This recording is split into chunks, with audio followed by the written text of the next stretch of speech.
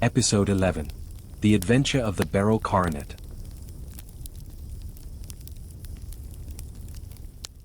"Holmes," said I as I stood one morning in our bow window looking down the street, "here is a madman coming along. It seems rather sad that his relatives should allow him to come out alone." My friend rose lazily from his armchair and stood with his hands in the pockets of his dressing gown, looking over my shoulder. It was a bright, crisp February morning, and the snow of the day before still lay deep upon the ground, shimmering brightly in the wintry sun. Down the center of Baker Street it had been plowed into a brown crumbly band by the traffic, but at either side and on the heaped-up edges of the footpaths it still lay as white as when it fell. The grey pavement had been cleaned and scraped, but was still dangerously slippery, so that there were fewer passengers than usual. Indeed, from the direction of the Metropolitan Station no one was coming save the single gentleman whose eccentric conduct had drawn my attention. He was a man of about 50, tall, portly, and imposing, with a massive, strongly marked face and a commanding figure. He was dressed in a somber yet rich style, in black frock coat, shining hat, neat brown gaiters, and well-cut pearl grey trousers. Yet his actions were in absurd contrast to the dignity of his dress and features, for he was running hard, with occasional little springs, such as a weary man gives who is little accustomed to set any tax upon his legs. As he ran he jerked his hands up and down, waggled his head, and writhed his face into the most extraordinary contortions. "What on earth can be the matter with him?" I asked. "He is looking up at the numbers of the houses. I believe that he is coming here," said Holmes, rubbing his hands. "Here?" "Yes, I rather think he is coming to consult me professionally. I think that I recognize the symptoms." "Ha! Did I not tell you?" As he spoke, the man, puffing and blowing, rushed at our door and pulled at our bell until the whole house resounded with the clanging. A few moments later he was in our room, still puffing, still gesticulating, but with so fixed a look of grief and despair in his eyes that our smiles were turned in an instant to horror and pity. For a while he could not get his words out, but swayed his body and plucked at his hair like one who has been driven to the extreme limits of his reason. Then, suddenly springing to his feet, he beat his head against the wall with such force that we both rushed upon him and tore him away to the center of the room. Sherlock Holmes pushed him down into the easy-chair and, sitting beside him, patted his hand and chatted with him in the easy, soothing tones which he knew so well how to employ. "You have come to me to tell your story, have you not?" said he. "You are fatigued with your haste. Pray wait until you have recovered yourself, and then I shall be most happy to look into any little problem which you may submit to me." The man sat for a minute or more with a heaving chest, fighting against his emotion. Then he passed his handkerchief over his brow, set his lips tight, and turned his face towards us. "No doubt you think me mad," said he. "I see that you have had some great trouble," responded Holmes. "God knows I have, a trouble which is enough to unseat my reason, so sudden and so terrible is it. Public disgrace I might have faced, although I am a man whose character has never yet borne a stain. Private affliction also is the lot of every man, but the two coming together, and in so frightful a form, have been enough to shake my very soul. Besides, it is not I alone. The very noblest in the land may suffer unless some way be found out of this horrible affair." "Pray compose yourself, sir," said Holmes, "and let me have a clear account of who you are and what it is that has befallen you." "My name," answered our visitor, "is probably familiar to your ears. I am Alexander Holder, of the banking firm of Holder and Stevenson, of Threadneedle Street." The name was indeed well known to us as belonging to the senior partner in the second largest private banking concern in the City of London. What could have happened, then, to bring one of the foremost citizens of London to this most pitiable pass? We waited, all curiosity, until with another effort he braced himself to tell his story. "I feel that time is of value," said he. "That is why I hastened here when the police inspector suggested that I should secure your cooperation. I came to Baker Street by the Underground and hurried from there on foot, for the cabs go slowly through this snow. That is why I was so out of breath, for I am a man who takes very little exercise. I feel better now, and I will put the facts before you as shortly and yet as clearly as I can. It is, of course, well known to you that in a successful banking business as much depends upon our being able to find remunerative investments for our funds as upon our increasing our connection and the number of our depositors. One of our most lucrative means of laying out money is in the shape of loans, where the security is unimpeachable. We have done a good deal in this direction during the last few years, and there are many noble families to whom we have advanced large sums upon the security of their pictures, libraries, or plate. Yesterday morning I was seated in my office at the bank when a card was brought in to me by one of the clerks. I started when I saw the name, for it was that of none other than, well, Perhaps even to you I had better say no more than that it was a name which is a household word all over the earth, one of the highest, noblest, most exalted names in England. I was overwhelmed by the honor and attempted, when he entered, to say so, but he plunged at once into business with the air of a man who wishes to hurry quickly through a disagreeable task. "Mr. Holder," said he, "I have been informed that you are in the habit of advancing money. The firm does so when the security is good." I answered. "It is absolutely essential to me," said he, "that I should have £50,000 at once. I could, of course, borrow so trifling a sum 10 times over from my friends, but I much prefer to make it a matter of business and to carry out that business myself. In my position you can readily understand that it is unwise to place oneself under obligations. For how long, may I ask, do you want this sum?" I asked. "Next Monday I have a large sum due to me, and I shall then most certainly repay what you advance, with whatever interest you think it right to charge. But it is very essential to me that the money should be paid at once. I should be happy to advance it without further parley from my own private purse," said I, "were it not that the strain would be rather more than it could bear. If, on the other hand, I am to do it in the name of the firm, then in justice to my partner I must insist that, even in your case, every businesslike precaution should be taken. I should much prefer to have it so," said he, raising up a square, black morocco case which he had laid beside his chair. "You have doubtless heard of the BERYL coronet? One of the most precious public possessions of the empire," said I. "Precisely." He opened the case, and there, embedded in soft, flesh-colored velvet, lay the magnificent piece of jewelry which he had named. "There are 39 enormous beryls," said he, "and the price of the gold chasing is incalculable. The lowest estimate would put the worth of the coronet at double the sum which I have asked. I am prepared to leave it with you as my security." I took the precious case into my hands and looked in some perplexity from it to my illustrious client. "You doubt its value?" he asked. "Not at all. I only doubt the propriety of my leaving it. You may set your mind at rest about that. I should not dream of doing so were it not absolutely certain that I should be able in 4 days to reclaim it. It is a pure matter of form. Is the security sufficient?" "Ample. You understand, Mr. Holder, that I am giving you a strong proof of the confidence which I have in you, founded upon all that I have heard of you. I rely upon you not only to be discreet and to refrain from all gossip upon the matter but, above all, to preserve this coronet with every possible precaution because I need not say that a great public scandal would be caused if any harm were to befall it. Any injury to it would be almost as serious as its complete loss, for there are no beryls in the world to match these, and it would be impossible to replace them. I leave it with you, however, with every confidence, and I shall call for it in person on Monday morning." Seeing that my client was anxious to leave, I said no more but, calling for my cashier, I ordered him to pay over £51,000 notes. When I was alone once more, however, with the precious case lying upon the table in front of me, I could not but think with some misgivings of the immense responsibility which it entailed upon me. There could be no doubt that, as it was a national possession, a horrible scandal would ensue if any misfortune should occur to it. I already regretted having ever consented to take charge of it. However, it was too late to alter the matter now, so I locked it up in my private safe and turned once more to my work. When evening came I felt that it would be an imprudence to leave so precious a thing in the office behind me. Bankers' safes had been forced before now, and why should not mine be?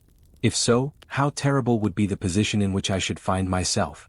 I determined, therefore, that for the next few days I would always carry the case backward and forward with me, so that it might never be really out of my reach. With this intention, I called a cab and drove out to my house at Streatham, carrying the jewel with me. I did not breathe freely until I had taken it upstairs and locked it in the bureau of my dressing room. And now a word as to my household, Mr. Holmes, for I wish you to thoroughly understand the situation. My groom and my page sleep out of the house, and may be set aside altogether. I have 3 maidservants who have been with me a number of years and whose absolute reliability is quite above suspicion. Another, Lucy Parr, the second waiting maid, has only been in my service a few months. She came with an excellent character, however, and has always given me satisfaction. She is a very pretty girl and has attracted admirers who have occasionally hung about the place. That is the only drawback which we have found to her, but we believe her to be a thoroughly good girl in every way. So much for the servants. My family itself is so small that it will not take me long to describe it. I am a widower and have an only son, Arthur. He has been a disappointment to me, Mr. Holmes, a grievous disappointment. I have no doubt that I am myself to blame. People tell me that I have spoiled him. Very likely I have. When my dear wife died I felt that he was all I had to love. I could not bear to see the smile fade even for a moment from his face. I have never denied him a wish. Perhaps it would have been better for both of us had I been sterner, but I meant it for the best. It was naturally my intention that he should succeed me in my business, but he was not of a business turn. He was wild, wayward, and, to speak the truth, I could not trust him in the handling of large sums of money. When he was young he became a member of an aristocratic club, and there, having charming manners, he was soon the intimate of a number of men with long purses and expensive habits. He learned to play heavily at cards and to squander money on the turf, until he had again and again to come to me and implore me to give him an advance upon his allowance, that he might settle his debts of honor. He tried more than once to break away from the dangerous company which he was keeping, but each time the influence of his friend, Sir George Burnwell, was enough to draw him back again. And, indeed, I could not wonder that such a man as Sir George Burnwell should gain an influence over him, for he has frequently brought him to my house, and I have found myself that I could hardly resist the fascination of his manner. He is older than Arthur, a man of the world to his fingertips, one who had been everywhere, seen everything, a brilliant talker, and a man of great personal beauty. Yet when I think of him in cold blood, far away from the glamour of his presence, I am convinced from his cynical speech and the look which I have caught in his eyes that he is one who should be deeply distrusted. So I think, and so, too, thinks my little Mary, who has a woman's quick insight into character. And now there is only she to be described. She is my niece, but when my brother died 5 years ago and left her alone in the world I adopted her, and have looked upon her ever since as my daughter. She is a sunbeam in my house, sweet, loving, beautiful, a wonderful manager and housekeeper, yet as tender and quiet and gentle as a woman could be. She is my right hand. I do not know what I could do without her. In only one matter has she ever gone against my wishes. Twice my boy has asked her to marry him, for he loves her devotedly, but each time she has refused him. I think that if anyone could have drawn him into the right path it would have been she, and that his marriage might have changed his whole life, but now, alas! It is too late, forever too late. Now, Mr. Holmes, you know the people who live under my roof, and I shall continue with my miserable story. When we were taking coffee in the drawing-room that night after dinner, I told Arthur and Mary my experience, and of the precious treasure which we had under our roof, suppressing only the name of my client. Lucy Parr, who had brought in the coffee, had, I am sure, left the room, but I cannot swear that the door was closed. Mary and Arthur were much interested and wished to see the famous coronet, but I thought it better not to disturb it. "Where have you put it?" asked Arthur. "In my own bureau." "Well, I hope to goodness the house won't be burgled during the night," said he. "It is locked up," I answered. "Oh, any old key will fit that bureau. When I was a youngster I have opened it myself with the key of the box-room cupboard." He often had a wild way of talking, so that I thought little of what he said. He followed me to my room, however, that night with a very grave face. "Look here, Dad," said he with his eyes cast down, "can you let me have £200? "No, I cannot," I answered sharply. "I have been far too generous with you in money matters." "You have been very kind," said he, "but I must have this money, or else I can never show my face inside the club again." "And a very good thing, too," I cried. "Yes, but you would not have me leave it a dishonored man," said he. "I could not bear the disgrace. I must raise the money in some way, and if you will not let me have it, then I must try other means." I was very angry, for this was the third demand during the month. "You shall not have a farthing from me," I cried, on which he bowed and left the room without another word. When he was gone I unlocked my bureau, made sure that my treasure was safe, and locked it again. Then I started to go round the house to see that all was secure, a duty which I usually leave to Mary but which I thought it well to perform myself that night.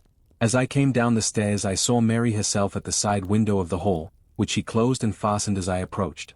"Tell me, Dad," said she, looking, I thought, a little disturbed, "did you give Lucy, the maid, leave to go out tonight?" "Certainly not. She came in just now by the back door. I have no doubt that she has only been to the side gate to see someone, but I think that it is hardly safe and should be stopped. You must speak to her in the morning, or I will if you prefer it. Are you sure that everything is fastened?"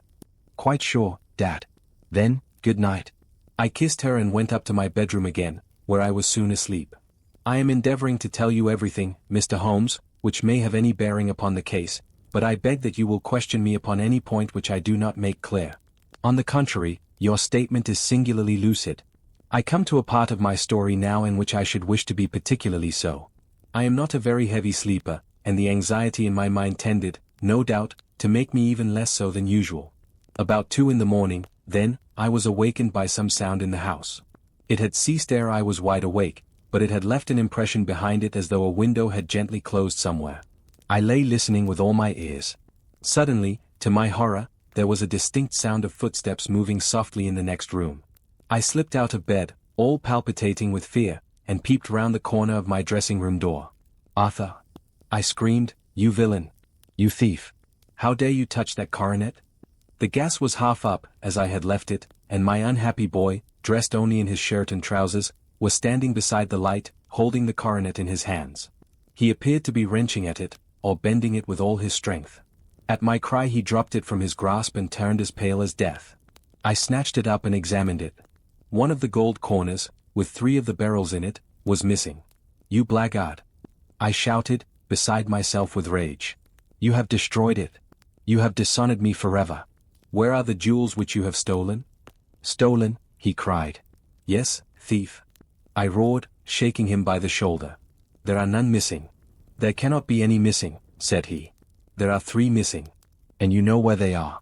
Must I call you a liar as well as a thief? Did I not see you trying to tear off another piece?" "You have called me names enough," said he. "I will not stand it any longer. I shall not say another word about this business, since you have chosen to insult me. I will leave your house in the morning and make my own way in the world. You shall leave it in the hands of the police." I cried half mad with grief and rage. "I shall have this matter probed to the bottom." "You shall learn nothing from me," said he with a passion such as I should not have thought was in his nature. "If you choose to call the police, let the police find what they can." By this time the whole house was astir, for I had raised my voice in my anger. Mary was the first to rush into my room, and, at the sight of the coronet and of Arthur's face, she read the whole story and, with a scream, fell down senseless on the ground. I sent the housemaid for the police and put the investigation into their hands at once. When the inspector and a constable entered the house, Arthur, who had stood sullenly with his arms folded, asked me whether it was my intention to charge him with theft. I answered that it had ceased to be a private matter, but had become a public one, since the ruined coronet was national property. I was determined that the law should have its way in everything. "At least," said he, "you will not have me arrested at once. It would be to your advantage as well as mine if I might leave the house for 5 minutes. That you may get away, or perhaps that you may conceal what you have stolen," said I. And then, realizing the dreadful position in which I was placed, I implored him to remember that not only my honor but that of one who was far greater than I was at stake, and that he threatened to raise a scandal which would convulse the nation. He might avert it all if he would but tell me what he had done with the 3 missing stones. "You may as well face the matter," said I. "You have been caught in the act, and no confession could make your guilt more heinous. If you but make such reparation as is in your power, by telling us where the beryls are, all shall be forgiven and forgotten." "Keep your forgiveness for those who ask for it," he answered, turning away from me with a sneer. I saw that he was too hardened for any words of mine to influence him. There was but one way for it. I called in the inspector and gave him into custody. A search was made at once not only of his person but of his room and of every portion of the house where he could possibly have concealed the gems, but no trace of them could be found, nor would the wretched boy open his mouth for all our persuasions and our threats. This morning he was removed to a cell, and I, after going through all the police formalities, have hurried round to you to implore you to use your skill in unraveling the matter. The police have openly confessed that they can at present make nothing of it. You may go to any expense which you think necessary. I have already offered a reward of £1,000. My God, what shall I do? I have lost my honor, my gems, and my son in one night. Oh, what shall I do?" He put a hand on either side of his head and rocked himself to and fro, droning to himself like a child whose grief has got beyond words. Sherlock Holmes sat silent for some few minutes, with his brows knitted and his eyes fixed upon the fire. "Do you receive much company?" he asked. "None save my partner with his family and an occasional friend of Arthur's. Sir George Burnwell has been several times lately. No one else, I think. Do you go out much in society?" "Arthur does. Mary and I stay at home. We neither of us care for it. That is unusual in a young girl. She is of a quiet nature. Besides, she is not so very young. She is 24. This matter, from what you say, seems to have been a shock to her also. Terrible. She is even more affected than I. You have neither of you any doubt as to your son's guilt?" "How can we have when I saw him with my own eyes with the coronet in his hands? I hardly consider that a conclusive proof." "Was the remainder of the coronet at all injured?" "Yes, it was twisted." "Do you not think, then, that he might have been trying to straighten it. God bless you. You are doing what you can for him and for me. But it is too heavy a task. What was he doing there at all?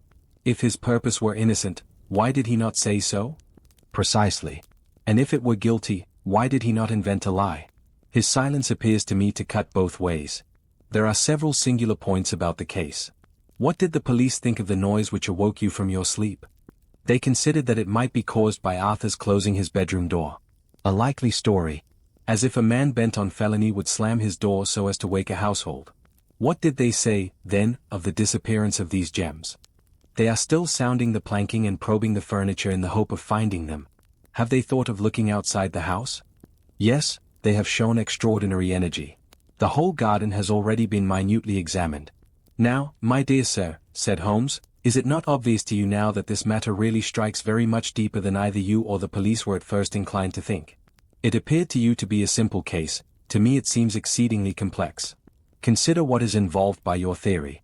You suppose that your son came down from his bed, went, at great risk, to your dressing room, opened your bureau, took out your coronet, broke off by main force a small portion of it, went off to some other place, concealed 3 gems out of the 39, with such skill that nobody can find them, and then returned with the other 36 into the room in which he exposed himself to the greatest danger of being discovered.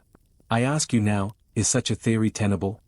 But what other is there? Cried the banker with a gesture of despair. If his motives were innocent, why does he not explain them? It is our task to find that out, replied Holmes. So now, if you please, Mr. Holder, we will set off for Streatham together, and devote an hour to glancing a little more closely into details. My friend insisted upon my accompanying them in their expedition, which I was eager enough to do, for my curiosity and sympathy were deeply stirred by the story to which we had listened. I confess that the guilt of the banker's son appeared to me to be as obvious as it did to his unhappy father, but still I had such faith in Holmes' judgment that I felt that there must be some grounds for hope as long as he was dissatisfied with the accepted explanation. He hardly spoke a word the whole way out to the southern suburb, but sat with his chin upon his breast and his hat drawn over his eyes, sunk in the deepest thought. Our client appeared to have taken fresh heart at the little glimpse of hope which had been presented to him, and he even broke into a desultory chat with me over his business affairs. A short railway journey and a shorter walk brought us to Fairbank, the modest residence of the great financier. Fairbank was a good-sized square house of white stone, standing back a little from the road. A double carriage sweep, with a snow-clad lawn, stretched down in front to 2 large iron gates which closed the entrance. On the right side was a small wooden thicket, which led into a narrow path between 2 neat hedges stretching from the road to the kitchen door, and forming the tradesman's entrance.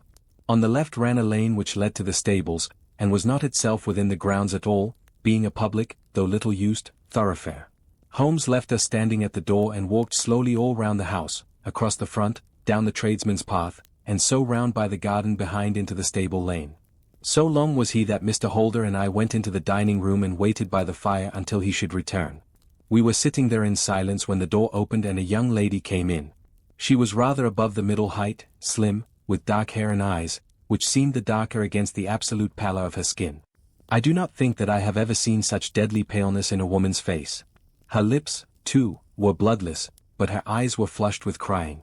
As she swept silently into the room she impressed me with a greater sense of grief than the banker had done in the morning, and it was the more striking in her as she was evidently a woman of strong character, with immense capacity for self-restraint. Disregarding my presence, she went straight to her uncle and passed her hand over his head with a sweet womanly caress. "You have given orders that Arthur should be liberated, have you not, Dad?" she asked. "No, no, my girl, the matter must be probed to the bottom. But I am so sure that he is innocent. You know what woman's instincts are. I know that he has done no harm and that you will be sorry for having acted so harshly. Why is he silent, then, if he is innocent? Who knows? Perhaps because he was so angry that you should suspect him. How could I help suspecting him, when I actually saw him with the coronet in his hand? Oh, but he had only picked it up to look at it. Oh, do take my word for it that he is innocent. Let the matter drop and say no more. It is so dreadful to think of our dear Arthur in prison. I shall never let it drop until the gems are found, never, Mary. Your affection for Arthur blinds you as to the awful consequences to me. Far from hushing the thing up, I have brought a gentleman down from London to inquire more deeply into it." "This gentleman?" she asked, facing round to me. "No, his friend. He wished us to leave him alone. He is round in the stable lane now." "The stable lane?" She raised her dark eyebrows. What can he hope to find there? Ah. This, I suppose, is he. I trust, sir, that you will succeed in proving, what I feel sure is the truth, that my cousin Arthur is innocent of this crime. I fully share your opinion, and I trust, with you, that we may prove it, returned Holmes, going back to the mat to knock the snow from his shoes. I believe I have the honor of addressing Miss Mary Holder. Might I ask you a question or two? Pray do, sir, if it may help to clear this horrible affair up. You heard nothing yourself last night? Nothing, until my uncle here began to speak loudly. I heard that, and I came down. You shut up the windows and doors the night before. Did you fasten all the windows? Yes. Were they all fastened this morning? Yes. You have a maid who has a sweetheart? I think that you remarked to your uncle last night that she had been out to see him. Yes, and she was the girl who waited in the drawing room, and who may have heard uncle's remarks about the coronet. I see. You infer that she may have gone out to tell her sweetheart, and that the two may have planned the robbery. But what is the good of all these vague theories, cried the banker impatiently, when I have told you that I saw Arthur with the coronet in his hands? Wait a little, Mr. Holder. We must come back to that. About this girl, Miss Holder. You saw her return by the kitchen door, I presume? Yes, when I went to see if the door was fastened for the night I met her slipping in. I saw the man, too, in the gloom. Do you know him? Oh, yes. He is the greengrocer who brings our vegetables round. His name is Francis Prosper.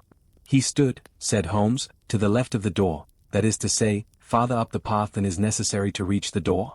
Yes, he did. And he is a man with a wooden leg. Something like fear sprang up in the young lady's expressive black eyes. Why, you are like a magician, said she. How do you know that? She smiled, but there was no answering smile in Holmes' thin, eager face. I should be very glad now to go upstairs, said he. I shall probably wish to go over the outside of the house again. Perhaps I had better take a look at the lower windows before I go up. He walked swiftly round from one to the other, pausing only at the large one which looked from the hall onto the stable lane. This he opened and made a very careful examination of the sill with his powerful magnifying lens. Now we shall go upstairs, said he at last. The banker's dressing room was a plainly furnished little chamber, with a grey carpet, a large bureau, and a long mirror. Holmes went to the bureau first and looked hard at the lock.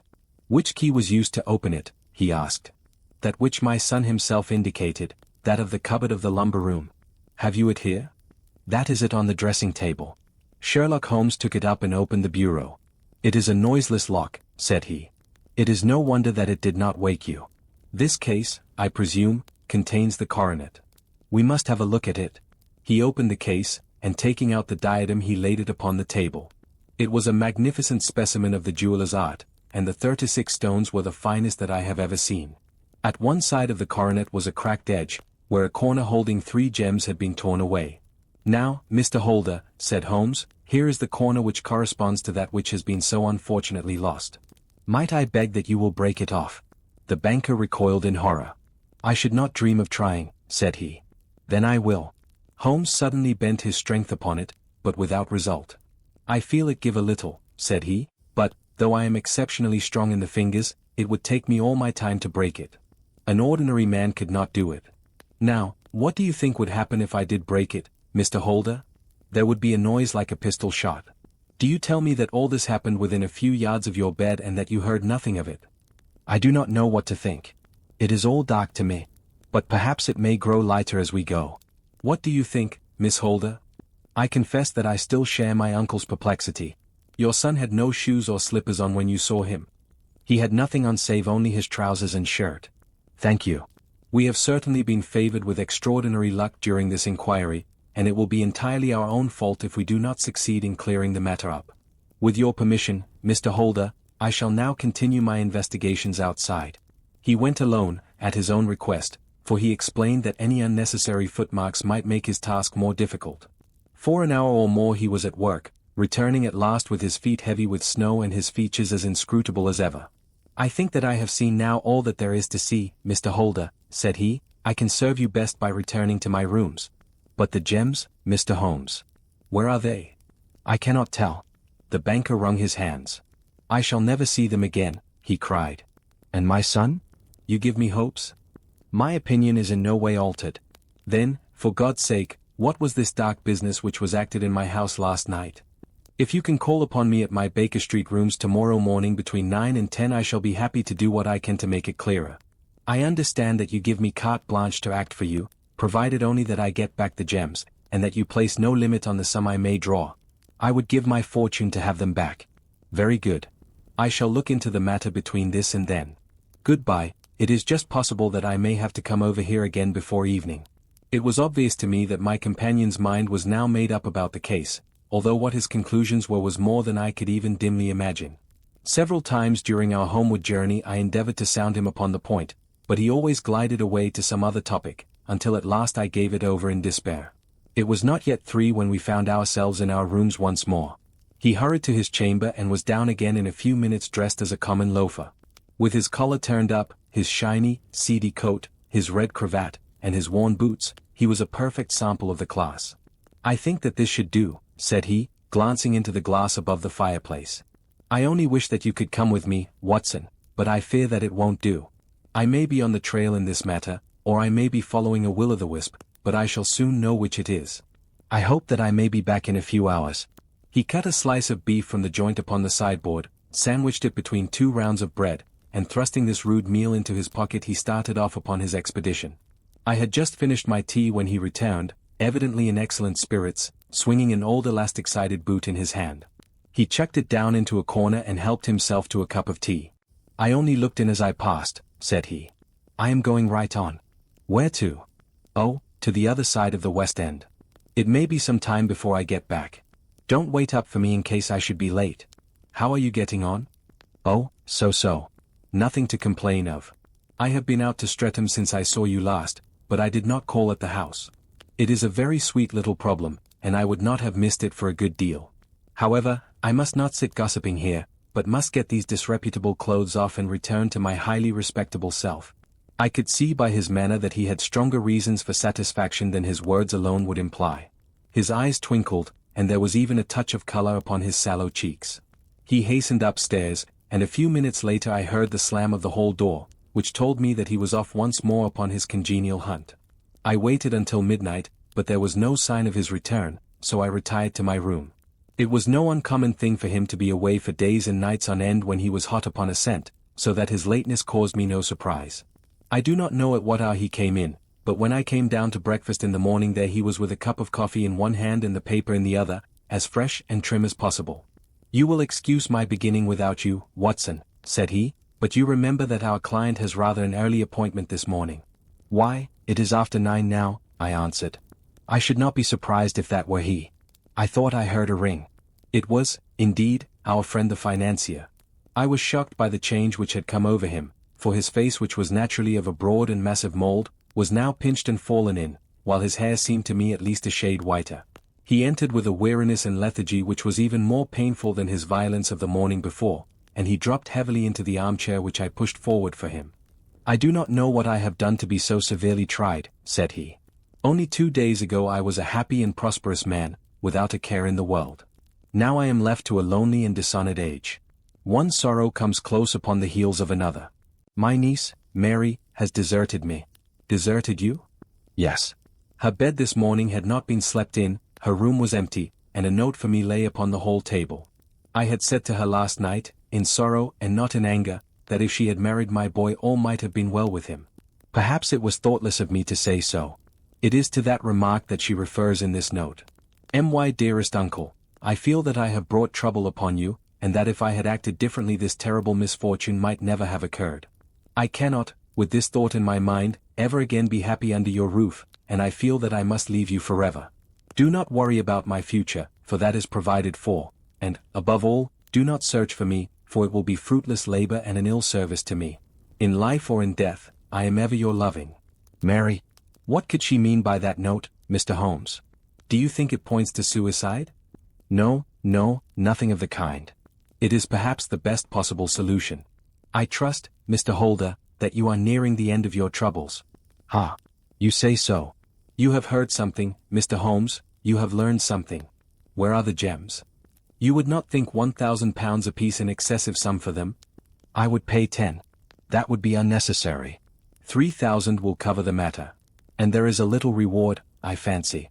Have you your checkbook? Here is a pen. Better make it out for £4,000. With a dazed face the banker made out the required check. Holmes walked over to his desk, took out a little triangular piece of gold with 3 gems in it, and threw it down upon the table. With a shriek of joy our client clutched it up. "You have it," he gasped. "I am saved. I am saved." The reaction of joy was as passionate as his grief had been, and he hugged his recovered gems to his bosom. "There is one other thing you owe, Mr. Holder," said Sherlock Holmes rather sternly. "Oh." He caught up a pen. "Name the sum, and I will pay it." "No, the debt is not to me. You owe a very humble apology to that noble lad, your son, who has carried himself in this matter as I should be proud to see my own son do, should I ever chance to have one." "Then it was not Arthur who took them?" "I told you yesterday, and I repeat today, that it was not." "You are sure of it? Then let us hurry to him at once to let him know that the truth is known." "He knows it already. When I had cleared it all up I had an interview with him, and finding that he would not tell me the story, I told it to him, on which he had to confess that I was right and to add the very few details which were not yet quite clear to me. Your news of this morning, however, may open his lips. For heaven's sake, tell me, then, what is this extraordinary mystery?" "I will do so, and I will show you the steps by which I reached it. And let me say to you, first, that which it is hardest for me to say and for you to hear, there has been an understanding between Sir George Burnwell and your niece Mary. They have now fled together." "My Mary? Impossible." "It is unfortunately more than possible, it is certain. Neither you nor your son knew the true character of this man when you admitted him into your family circle. He is one of the most dangerous men in England, a ruined gambler, an absolutely desperate villain, a man without heart or conscience. Your niece knew nothing of such men. When he breathed his vows to her, as he had done to 100 before her, she flattered herself that she alone had touched his heart. The devil knows best what he said, but at least she became his tool and was in the habit of seeing him nearly every evening." "I cannot, and I will not, believe it," cried the banker with an ashen face. "I will tell you, then, what occurred in your house last night. Your niece, when you had, as she thought, gone to your room, slipped down and talked to her lover through the window which leads into the stable lane. His footmarks had pressed right through the snow, so long had he stood there. She told him of the coronet. His wicked lust for gold kindled at the news, and he bent her to his will.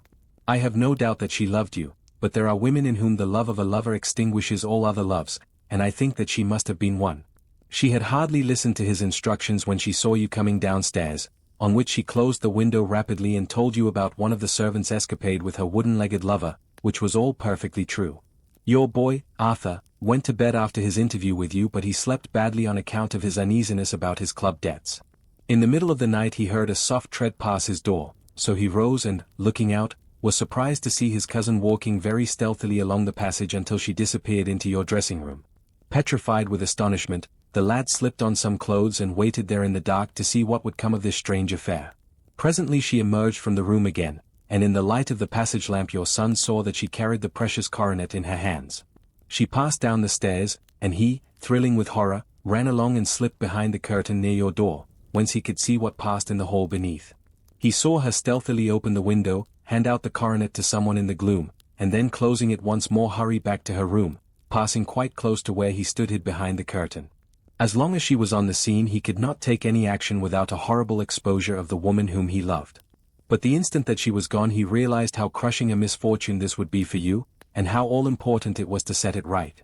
He rushed down, just as he was, in his bare feet, opened the window, sprang out into the snow, and ran down the lane, where he could see a dark figure in the moonlight.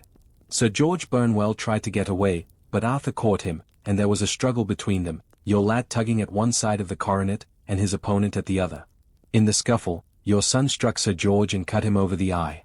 Then something suddenly snapped, and your son, finding that he had the coronet in his hands, rushed back, closed the window, ascended to your room, and had just observed that the coronet had been twisted in the struggle and was endeavoring to straighten it when you appeared upon the scene. "Is it possible?" gasped the banker. You then roused his anger by calling him names at a moment when he felt that he had deserved your warmest thanks. He could not explain the true state of affairs without betraying one who certainly deserved little enough consideration at his hands.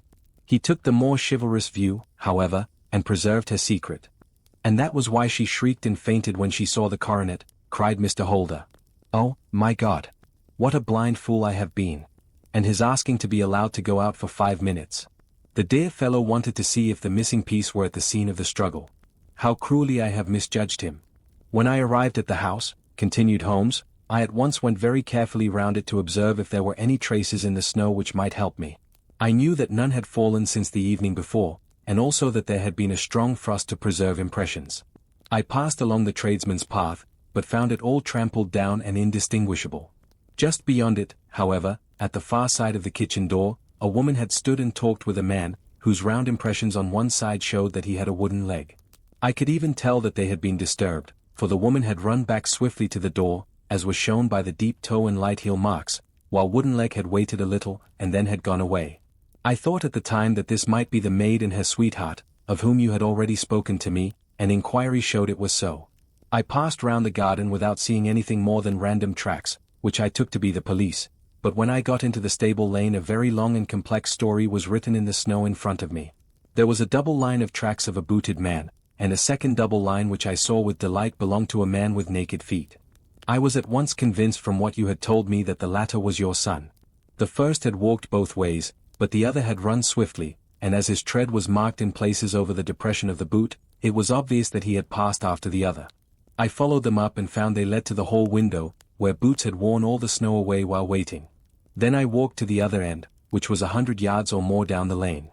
I saw where Boots had faced round, where the snow was cut up as though there had been a struggle, and, finally, where a few drops of blood had fallen, to show me that I was not mistaken. Boots had then run down the lane, and another little smudge of blood showed that it was he who had been hurt. When he came to the high road at the other end, I found that the pavement had been cleared, so there was an end to that clue. On entering the house, however, I examined, as you remember, the sill and framework of the hall window with my lens, and I could at once see that someone had passed out. I could distinguish the outline of an instep where the wet foot had been placed in coming in. I was then beginning to be able to form an opinion as to what had occurred. A man had waited outside the window, someone had brought the gems, the deed had been overseen by your son, he had pursued the thief, had struggled with him, they had each tugged at the coronet, their united strength causing injuries which neither alone could have effected. He had returned with the prize, but had left a fragment in the grasp of his opponent. So far I was clear. The question now was, who was the man and who was it brought him the coronet? It is an old maxim of mine that when you have excluded the impossible, whatever remains, however improbable, must be the truth. Now, I knew that it was not you who had brought it down, so there only remained your niece and the maids. But if it were the maids, why should your son allow himself to be accused in their place? There could be no possible reason. As he loved his cousin, however, there was an excellent explanation why he should retain her secret, the more so as the secret was a disgraceful one. When I remembered that you had seen her at that window, and how she had fainted on seeing the coronet again, my conjecture became a certainty. And who could it be who was her confederate? A lover evidently, for who else could outweigh the love and gratitude which she must feel to you? I knew that you went out little, and that your circle of friends was a very limited one. But among them was Sir George Burnwell. I had heard of him before as being a man of evil reputation among women. It must have been he who wore those boots and retained the missing gems. Even though he knew that Arthur had discovered him, he might still flatter himself that he was safe, for the lad could not say a word without compromising his own family. Well, your own good sense will suggest what measures I took next. I went in the shape of a loafer to Sir George's house, managed to pick up an acquaintance with his valet, learned that his master had cut his head the night before, and, finally, at the expense of 6 shillings, made all sure by buying a pair of his cast-off shoes. With these I journeyed down to Streatham and saw that they exactly fitted the tracks. I saw an ill-dressed vagabond in the lane yesterday evening, said Mr. Holder. Precisely. It was I. I found that I had my man, so I came home and changed my clothes. It was a delicate part which I had to play then, for I saw that a prosecution must be avoided to avert scandal, and I knew that so astute a villain would see that our hands were tied in the matter. I went and saw him. At first, of course, he denied everything. But when I gave him every particular that had occurred, he tried to bluster and took down a life-preserver from the wall. I knew my man, however, and I clapped a pistol to his head before he could strike. Then he became a little more reasonable. I told him that we would give him a price for the stones he held, £1,000 apiece. That brought out the first signs of grief that he had shown. Why, dash it all, said he, I've let them go at 600 for the 3. I soon managed to get the address of the receiver who had them, on promising him that there would be no prosecution. Off I set to him, and after much chaffering I got our stones at £1,000 apiece. Then I looked in upon your son, told him that all was right, and eventually got to my bed about 2 o'clock, after what I may call a really hard day's work. A day which has saved England from a great public scandal, said the banker, rising. Sir, I cannot find words to thank you, but you shall not find me ungrateful for what you have done. Your skill has indeed exceeded all that I have heard of it. And now I must fly to my dear boy to apologize to him for the wrong which I have done him. As to what you tell me of poor Mary, it goes to my very heart. Not even your skill can inform me where she is now. I think that we may safely say, returned Holmes, that she is wherever Sir George Burnwell is. It is equally certain, too, that whatever her sins are, they will soon receive a more than sufficient punishment.